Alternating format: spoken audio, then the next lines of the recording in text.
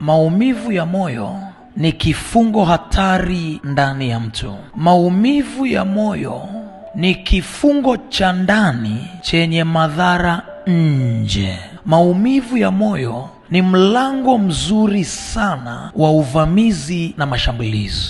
Maumivu ya moyo ni lango la kuzimu lisababishalo mwendelezo wa mashambulizi.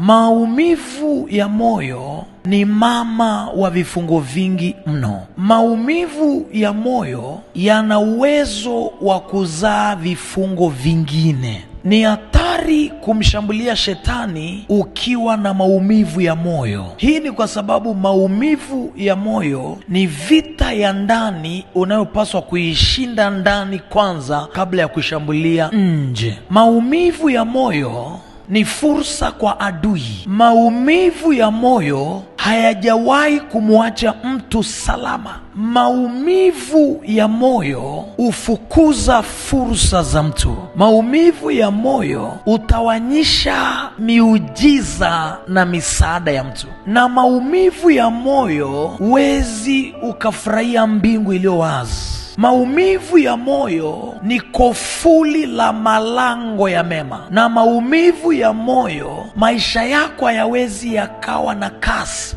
speed. Maumivu ya moyo ni sababu kuu ya kuchelewa kimaisha. Maumivu ya moyo ni sababu kuu kwa nini vitu vyako havitokei. Maumivu ya moyo ni adui wa matokeo. Maumivu ya moyo ni nira inayomfungamanisha mtu na kila aina ya mabaya. Kwa tafsiri fupi sana, maumivu ya moyo ni kiunganishi cha majanga. Maumivu ya moyo humfanya mtu kuwa pete na kidole kwenye matatizo. Maumivu ya moyo si tu kwamba humfanya mtu kuwa pete na kidole kwenye majanga ya maisha, lakini maumivu ya moyo ni gia ya reverse ya maendeleo. Na maumivu ya moyo huwezi ukasonga mbele kimaisha, impossible. Maumivu ya moyo ni kichochezi cha njia panda kwenye maisha. Maumivu ya moyo yana madhara kuliko mapepo.